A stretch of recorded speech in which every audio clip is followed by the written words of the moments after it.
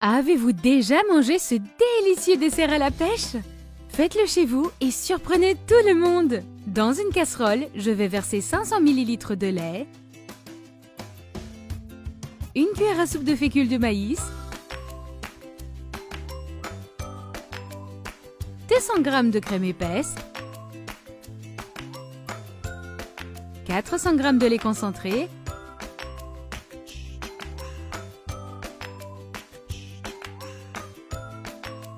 une cuillère à café d'essence de vanille et je vais bien mélanger. Tout le monde, faites cette recette chez vous, puis revenez ici pour nous dire ce que ça a donné. On serait ravis de le savoir.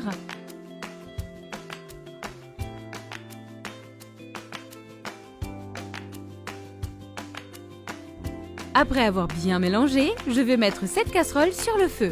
Je vais mettre la cuisinière sur le feu le plus bas et je vais mélanger sans m'arrêter jusqu'à ce que le mélange s'épaississe. Profitez-en pour me dire depuis où vous nous regardez, pour que je puisse vous faire un coucou et vous remercier de suivre nos recettes. Nous serions ravis de le savoir. Et c'est prêt quand le mélange s'est bien épaissi. Je vais retirer la casserole du feu et la mettre de côté. Ensuite, dans un plat à four, je vais verser 400 g de gélatine de pêche, 200 ml d'eau chaude et bien mélanger pour dissoudre la gélatine. Si vous continuez de regarder cette vidéo, ça veut dire que vous aimez notre recette.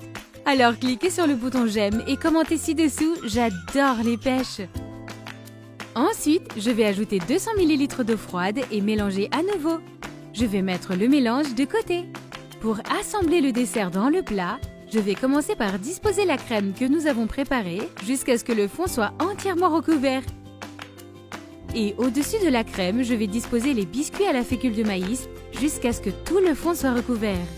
Je vais ajouter une autre couche de biscuits et enfin une autre couche de crème. Je vais mettre 400 g de morceaux de pêche sur le dessus. Et pour finir, je vais verser toute la gélatine que nous avons préparée. Maintenant, il suffit de mettre le plat au frigo pendant 3 heures. Et voilà, c'est prêt! J'espère vraiment que vous avez aimé notre recette. Merci beaucoup d'avoir regardé jusqu'à la fin. Je vous dis à bientôt dans la prochaine vidéo. À plus!